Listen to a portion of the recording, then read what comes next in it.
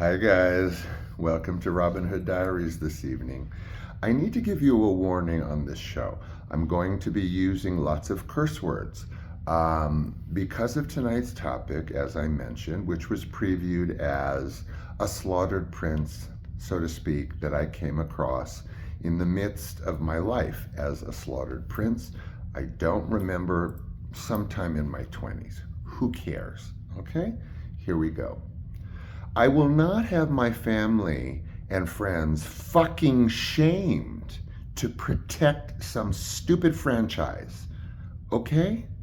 I respect E.T. I respect their fans more than I respect E.T.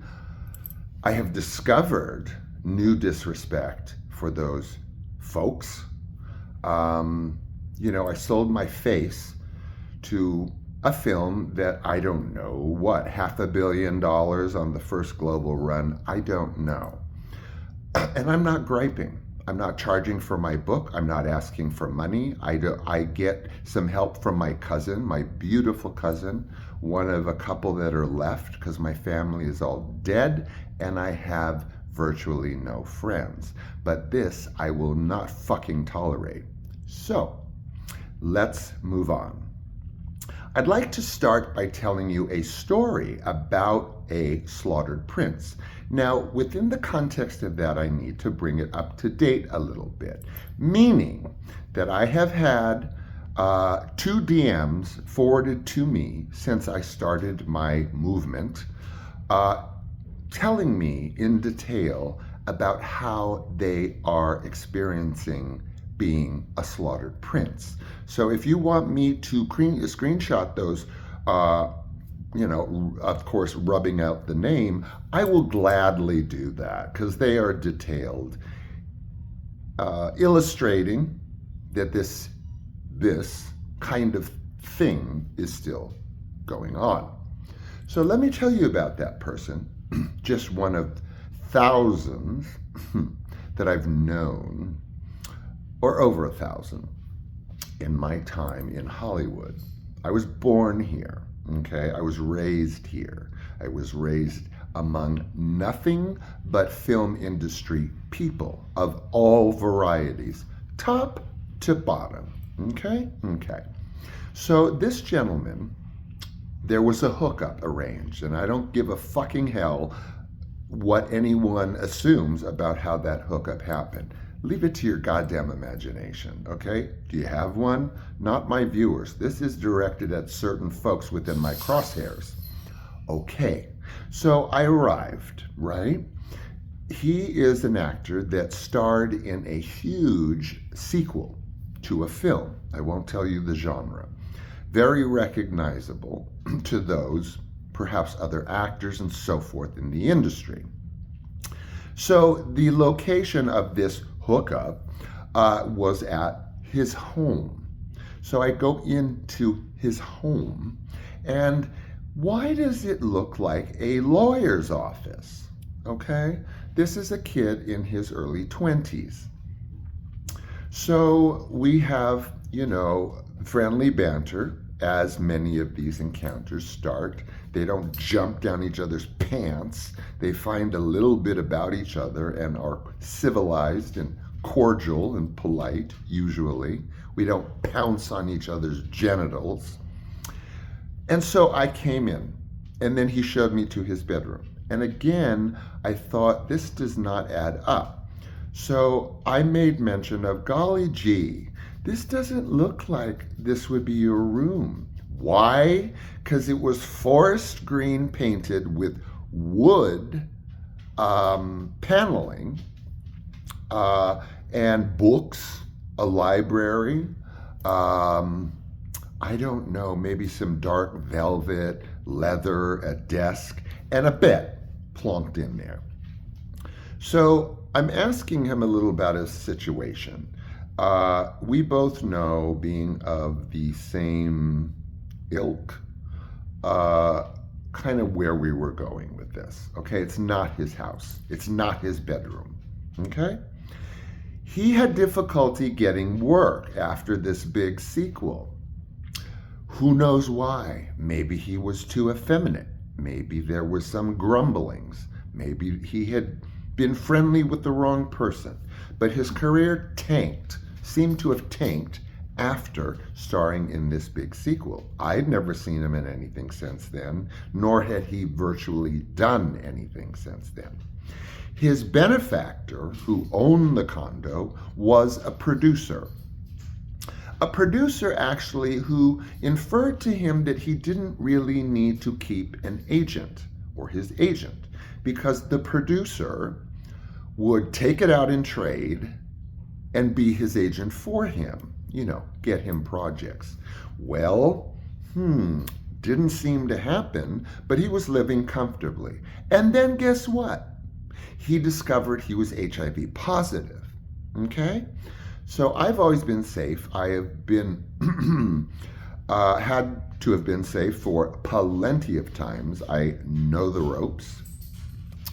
And so we started talking, and it got more intimate because he started leaning into more of his situation, both living situation, professional situation, personal situation, etc. Okay? So this gentleman, this producer guy, was told of his status, didn't seem to matter. Was given very little empathy, some technical support to get going, to find out how he was doing. We don't know the status, in all honesty, of the producer. So we started talking, and the boy wept. He wept. He had just found out his status.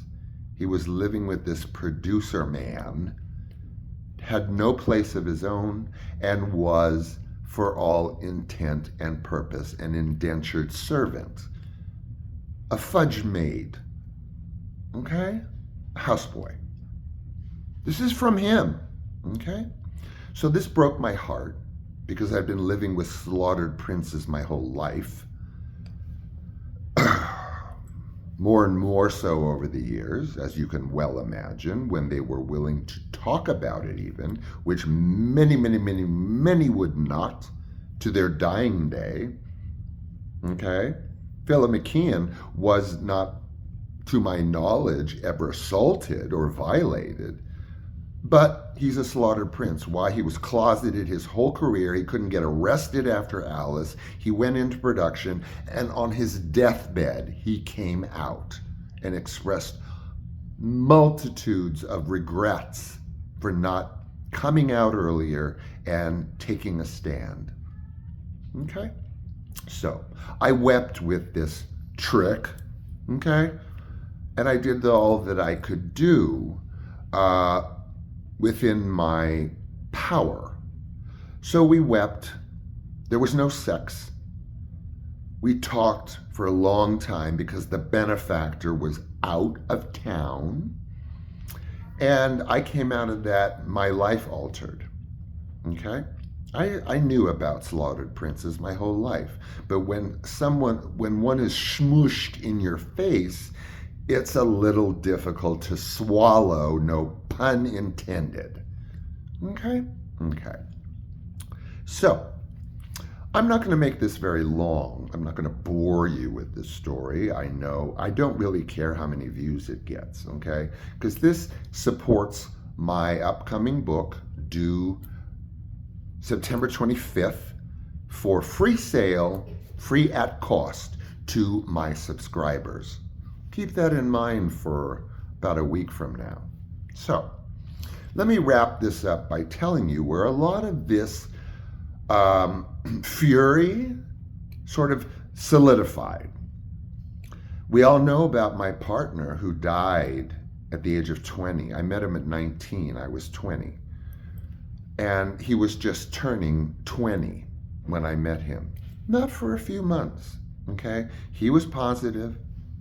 He lived with a producer up in Laurel Canyon, just off of Laurel Canyon, actually Mulholland, just as you leave Laurel Canyon to the east. Okay? I don't know, his last initial started with an S. How about that? He was a film producer, and he died of AIDS. Okay? So my partner and my best friend for several years, who was my partner's brother, they both had to live with this producer guy when they came out here from the Midwest to, I don't know, be successful in some way or make a living, since they were virtual runaways, and they were taken in by this producer who ended up dying of AIDS. So at some point during that stay, Tim became HIV positive. At some point during that stay, Johnny became HIV positive. These were not promiscuous kids. Do you understand me? Thank you. So I'm left with two dying young men, most probably because of this producer guy. Okay? And I know the guy's name. And I know his friends, or at least who they were or are, if they're alive or dead. And I'm not saying anything. I'm not inferring anything. I'm certainly not threatening anything. But what I can tell you is that people don't like to be around Sean when he is fucking pissed off. I've been living with this piss off for quite some time. That's why I have a book coming out on the 26th, and yes, there are names. Not many, but I've got another book coming that is written itself already. I just need to throw it together. That has several people in their crosshairs, in my crosshairs. Nothing major. No one's going to lose their grandchildren. But that's the second book that is absolutely writing itself in my head.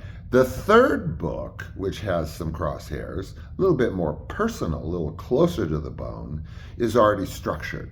So expect my book on the 26th. Expect my second book, hopefully by New Year's Day 2026 at the latest.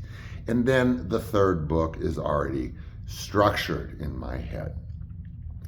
I've kept you too long. It's now, I believe, 12 minutes. Please excuse my demeanor. It is not my usual demeanor. I know that. And I will click back into not a false Sean, a just as authentic Sean, a just as brutally honest Sean. And Sean will be with you every night, 365 days a year, until I am no longer able to, for whatever reason. Okay? So don't be put off by tonight. It is very pointed. It is very targeted to a certain milieu of the film industry, not you guys. You guys keep me through the day. You guys that watch me and give me views literally keep me going. Some days I don't think I could make it without knowing that I can share with you that night. So I love you. You know that. You know why. I adore you for watching me, for sticking with me, for subscribing to me. I'm not out for subscriptions. Have you ever seen me say, push the blue button? The blue fucking button is right there. Do I need to explain the color blue to you? No, I don't. I love you guys. So I'm going to wrap it up. We're way over. And what can I say? I'll see you tomorrow. Bye.